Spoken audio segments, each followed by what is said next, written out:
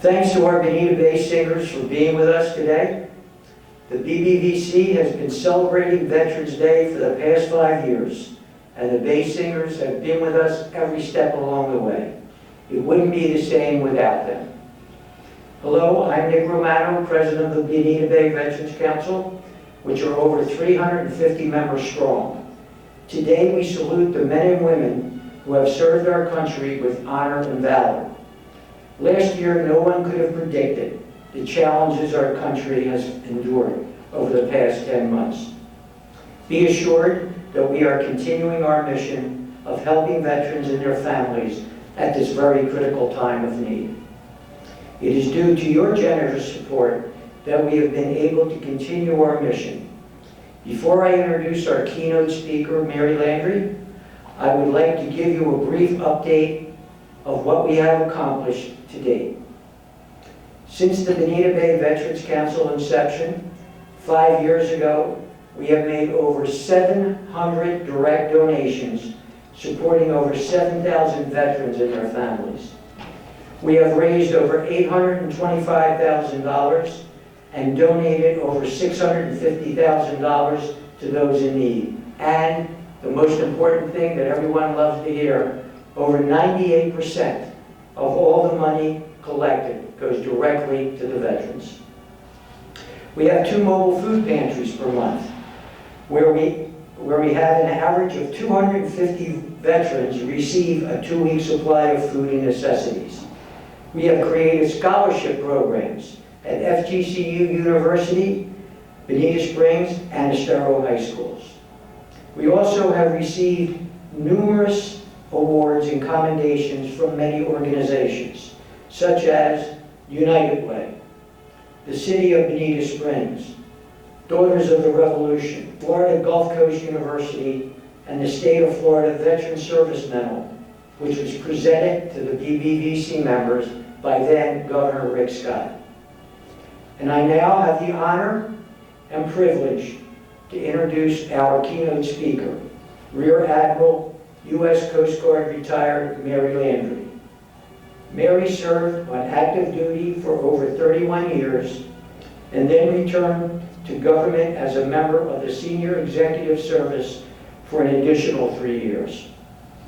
During her active duty career, she served in various assignments across the country, culminating in a final tour as commander of the largest Coast Guard district encompassing 26 states, 1,200 miles of coastline, 10,300 miles of inland rivers.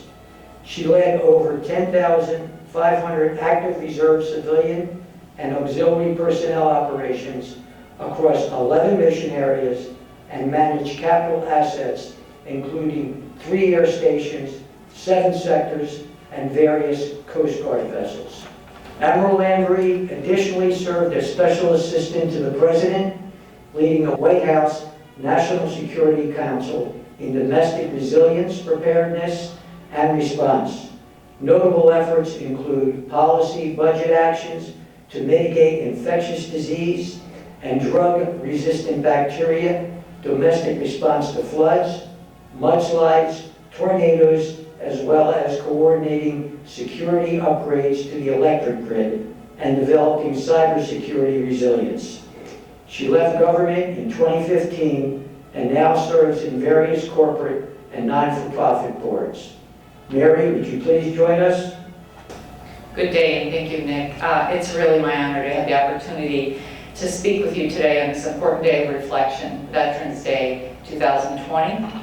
And this is certainly a historic and unique year in our history as Nick and Steve and I, with the assistance of Becky and her capable staff, come to you via video as opposed to being together in the room we always celebrate Veterans Day. I wish we could all be together, but certainly we still can reflect on this important day in our own way, and we certainly want to share with you and keep that tradition going. We couldn't do that without the support of the Bonita Bay staff, so thank you so much. And certainly the Bay Singers, they came out and they made sure we had that continuity, some semblance of normalcy as we call it, which we so greatly appreciate. We're grateful for the dedication, the caring, the stellar work of the entire Bonita Bay community, and they provide us an environment where we can feel safe, We feel like we can have some sense of normalcy, as I talked about, in this difficult time. And then the commitment to Veterans Day. It's just an example of how they're trying to provide us that sense of normalcy without forgetting the important days that we need to reflect on, such as Veterans Day. And we're grateful for the Veterans Committee, as Nick talked about the work they do. It's really quite extraordinary, and he's been very attentive to what veterans are going through now. Some of them are getting support of government through the various programs through this pandemic, but they stand ready to continue to support them. They have been for the last year, and they will continue to do it going forward with a sense of understanding that the pandemic may provide an extra amount of stress on these veterans, and they're very attentive to it, which we're so thankful for. That kind of service goes a long way, and Bonita Springs should be very, very proud, and the Bonita Bay community should be very, very proud of the work you do to support veterans. It's with that great respect and understanding of service and what it means and how important it is to our country. This is why people are so generous and have supported this wonderful committee and their work. So we have an important day today. We have to reflect on the service of all those who have come before us, many, from the Army, the Navy, the Marine Corps, the Air Force, the Coast Guard, my beloved Coast Guard, mine and Mark's beloved Coast Guard. We all have a common sense of history and a shared sense of how important it is to reflect and remember that history. And as of December 20th, 2019, we actually have a new armed service, the U.S. Space Force. Who knows what challenges lie ahead for that service, but we're certainly going to watch carefully, and it's an important area of support where the United States will emphasize the importance of fair play, democracy, and what should take place and cooperatively in space. Each of us shares a love of country, a deep respect for what it takes to keep America safe, and a profound thanks for those who have made the ultimate sacrifice. There are so many examples of these sacrifices, but I'm going to take the liberty, if you don't mind, because I have the podium. The 5th Armed Service, the smallest armed service, has some very interesting anecdotes from our history that might help you get a sense of how we work with the other services through every war, all the battles and events that take place around the world. You may not realize, but the Coast Guard goes all the way back to 1790. For those who got to see the wonderful musical Hamilton, our first Secretary of the Treasury, Alexander Hamilton, designated the Revenue Cutter Service in 1790 to put vessels off our shores to collect tariffs, to prevent piracy. It was established to actually bring revenue into the country, to establish a country, to build a treasury so that we could build this democracy that we're so proud of and thankful for today. So we were first part of the Treasury Department, and the Navy followed us in 1798. Congress launched the Navy.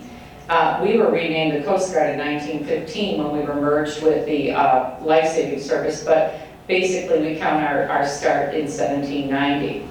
And we've served abroad in every war since the beginning of this country. So I wanted to share with you a few examples from our history that demonstrate the critical nature of the services working together. The first example, and you'll see some pictures of it, the scene is World War I. So let's go back to World War I. It's Friday, April 6, 1917, the day Congress declared war on Germany. The Communications Center, the Navy Communications Center in Arlington, Virginia, transmitted the code words, Plan 1, acknowledge. And with that transmission, the Coast Guard cutters, the units, the bases, all initiated a transfer from that Treasury Department to the Department of the Navy, and service placing all these vessels and all these personnel in wartime footing. And over the next 19 months, the Coast Guard would lose almost 200 men and 5 ships. One of the vessels was the Coast Guard cutter Tampa. It's very historic for World War I.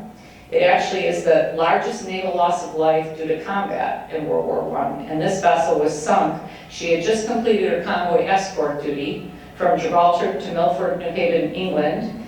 She had on board, she was torpedoed, the vessel sank, killed all 131 people, 4 of which were U.S. Navy, 16 of which were the Royal Navy, our allies in combat, and then 111 Coast Guard service members. And this, as I said, was the worst naval loss due to combat in World War I. The second example, near and dear to our heart, Mark had the opportunity to actually place a wreath at Guadalcanal when he had a ship that he took out to the South Pacific during our tour in Hawaii. So this is World War II. And picture us, we're at Guadalcanal in the South Pacific. Coast Guard signalman Douglas Monroe. He's a Medal of Honor recipient. He's the only Coast Guard Medal of Honor recipient. He basically died in battle using the Higgins boat he was piloting to shield a landing craft filled with Marines from Japanese fire. And we have another great pictorial for you to see what the battle was like. He basically, his dying words to the fellow Coast Guardmen on board is, "Did they get off?" So he basically placed his vessel in between the Japanese fire and the Marines who were trying to get off. And the famous author, James Michener, wrote about Monroe in his war novel, The Bridges of Toko-Ray, asking, where do we find such men? We find such men and women all over America, and they share with Signalman Monroe a firm belief in the greatness of this country and a love for it greater than for life itself. For such Americans, we are eternally grateful. So the words of Michener carry on today. We are eternally grateful. We're here recognizing these efforts and reflecting on the work and the sacrifice that so many servicemen have made. The historic coincidence about Douglas Monroe that we so appreciate is that one of the lives saved for our Marine brethren in Semper Fi was none other than Lieutenant Colonel Louis B. Chesty Puller, who would go on to become one of the most decorated members of the U.S. Marine Corps. So Douglas Monroe, our Medal of Honor recipient, had a hand in saving Chester Puller's life, and we're very proud of that. During the battles of Vietnam, the Coast Guard vessels participated in over 6,000 naval gunfire support missions, including when cutters Winota and Androscoggin engaged enemy trawlers and destroyed them. We patrolled the rivers for contraband. It was a very, very difficult time in our nation's history, the Vietnam War. Mark and I had the opportunity when we were serving in Hawaii to meet Captain Ross Bell, who was quite senior then, but tells the story of how he was on one of those vessels and they were patrolling off Da Nang. And on August 11, 1966, the vessel didn't get the communication that the Air Force would be firing on the enemy, and they had a big mission planned. So unfortunately, they were victims of friendly fire, and Ross Bell loved to show us his wounds and talk about it, but he talked about it with a sense of sadness because they lost their captain, they lost their XO, and several of his colleagues were injured. Several of his fellow servicemen were injured. So this is just one of those, another example of how we served alongside the Navy, Army, Air Force, Marines in time of war, and we are proud of our time that we served in the Vietnam War. A little more modern day, the Iraq War. This is another story that's very near and dear to my heart. While I was on active duty, we spent a lot of time developing memorials to a young man named Nate Bruckenthal. And this happened during the first Persian Gulf War, Iraqi War Phase 1, I would call it. Interestingly, Mark was commanding a ship at the time, and they were all told to write their wills out and update them, because had that war gone on longer, they would have had to go over and patrol these harbors and set up buoys and work navigation. So they were on deck for this.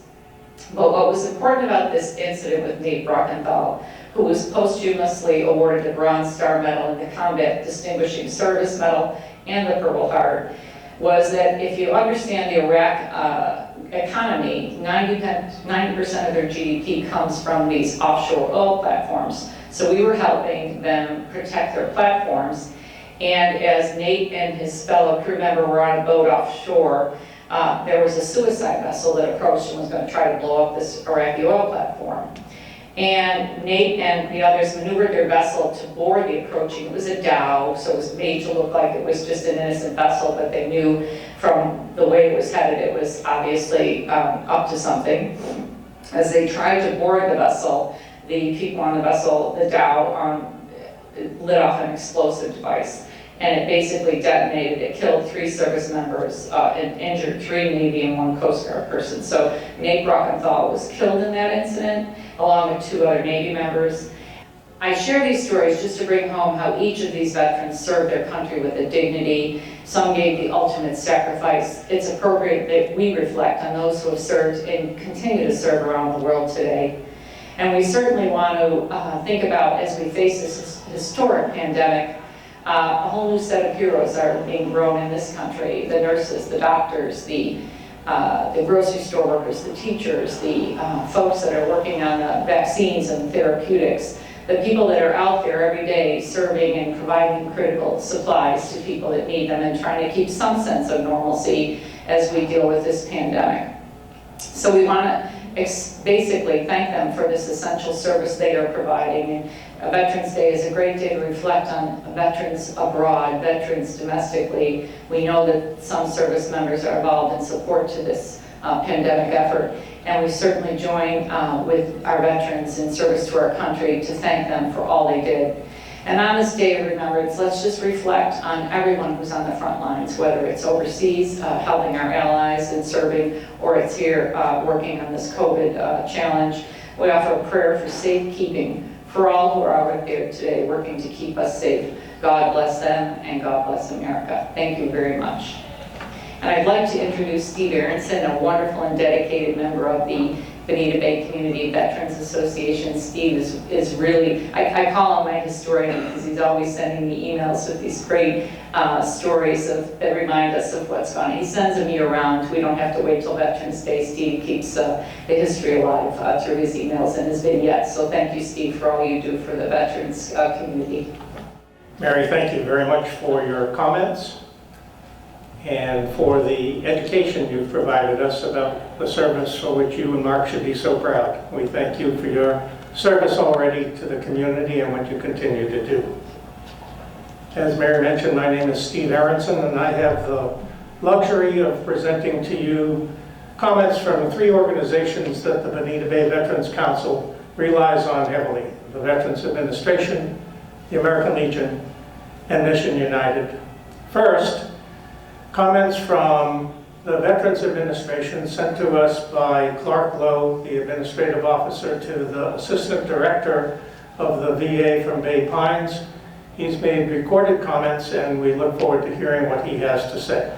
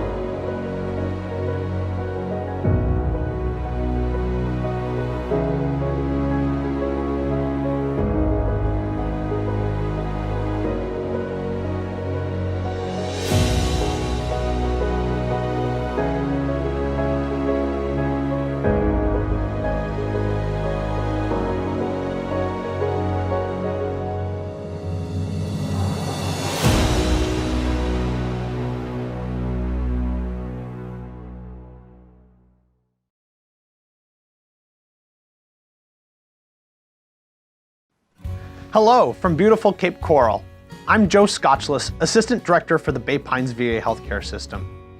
I'm honored to serve as the site executive for the Lee County Healthcare Center and to serve veterans who use any one of our community-based outpatient clinics located across Southwest Florida. I want to thank the men and women who raised their hand and made the promise to serve our great country. Your service and sacrifice has kept our country safe and free. I would also like to thank everyone in the communities surrounding our VA clinics who care for our veterans. In the outpatient setting, our veterans greatly benefit from your support. We appreciate what you do for our military heroes. I truly share the pride you feel in being able to take care of those who were there to serve us when we needed them most. From the more than 900 employees at the Lee County Healthcare Center and our community-based outpatient clinics in Bradenton, Naples, Palm Harbor, Port Charlotte, Sarasota, Sebring, and St. Petersburg, we wish you all a happy Veterans Day. And we now understand that we have received a certificate from the Veterans Administration, which I would like to read. Department of Veterans Affairs, Bay Pines VA Healthcare System. Certificate of Appreciation presented to Bonita Bay Veterans Council, Bonita Springs, Florida 34134, President Nick Romano. In recognition of your support to the veterans and staff of the Bay Pines VA Healthcare System, your organization has contributed in many ways to our veteran community, most notably through donations to our mobile food pantries at the Lee County Healthcare Center, and by donating hundreds of box lunches to the VA healthcare staff during the peak of the COVID-19 pandemic. Your acknowledgement of the hard work of healthcare professionals means a lot to our employees. We truly rely on the support of our community partners like the Bonita Bay Veterans Council and greatly appreciate your generosity and support for both our veterans and staff. It's signed November 11th, 2020, by Joseph Scotchless, Assistant Director, Bay Pines VA Healthcare System. What a great recognition from the Veterans Administration. Next, you will notice that I'm wearing my very official John F. Murphy American Legion Post 303 here in Bonita Springs polo shirt. And the reason I'm wearing it is because the commander of the post here in Bonita, Rod Rodriguez, and the Vice Commander, Adam Frenke, would like to let every one of you know, all of the veterans here in Bonita Bay and with whom the Bonita Bay Veterans Council has worked, how much they appreciate the effort that we and they have worked on together. We support vets that they send to us, and they support us in a whole bunch of different ways. So they want to wish all of the vets here a very welcome. Sorry they couldn't be with us, and they express their appreciation for all of the service that you have performed. Finally, I would like to introduce to you a recording from Lieutenant Colonel Army Gary Bryant. Gary is somebody we've worked with a lot. He has an extraordinary background. He spent 20 years as an Army aviator, commanding troops around the world. Part of that responsibility was with headquarters, Saudi Arabia, Storm and Norman General Schwarzkopf for both Desert Storm and Desert Shield. After he left the Army, he spent 5 years as the officer in charge of the Lee County School Board Junior ROTC program. And after he was done with that, spent 14 years as the president of Good Wheels of Fort Myers. During that assignment, he was even appointed by Governor Jeb Bush to the Commission on Transportation for the Disadvantaged. He's the past president of Rotary Club of Fort Myers. He's on the board of directors of the Lee chapter of Military Officer Association of America. And my guess is the one role for which he's most proud is as father of Andy and John, both Army officers, both combat tours in Iraq and Afghanistan. The reason we invited Gary is because He is the chairman of the Mission United program of the United Way of Lee County, the one organization with whom we work most closely and with whom we share references and assistance. So I'd like to present to you a recorded message from Lieutenant Colonel Gary Bryant. Good evening, ladies and gentlemen. My name is Gary Bryant, and I am the chairman of the Mission United program at our Lee County United Way. And the first thing I'd like to do is say thank you very much to the Bonita Bay Veterans Council. The work that you're doing with our veterans in Southwest Florida is nothing truly short of amazing. For over 4 years, you've raised almost $750,000, and you've served over 7,000 veterans in our community. You've provided mobile food pantries, you've provided scholarships, you've provided direct donations to veterans who have helped them with their life-sustaining things that most of us take for granted, like electricity, water, housing, food, health care, and much more. Not only thanks to your council, but thanks to your board, some of whom I understand are not even veterans, and that makes it even more commendable. Thanks to the Bonita Bay Club and the administrative support that you have provided and the facilities that you've allowed to be used. Without your support, our job would be much more difficult.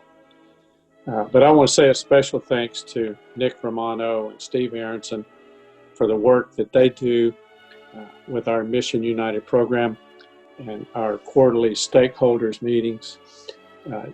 Nick and Steve can always be counted on to do what's right for our veterans and right for our community. And it's truly an honor for me to know them and to work with them. Your partnership is invaluable to what we are doing with our veterans in Southwest Florida. Without you, we would not be the Mission United program that we are. Mission United, as part of our United Way program, uses veterans care coordinators to refer veterans to places where they can receive help. And hundreds of veterans call our 211 helpline every month. And our care coordinators work all day, every day to help veterans in our community. And oftentimes, there's nowhere to refer them back to except to the Bonita Bay Veterans Council. And that makes you our safety net program. And without you, we quite honestly could not accomplish our mission that we do.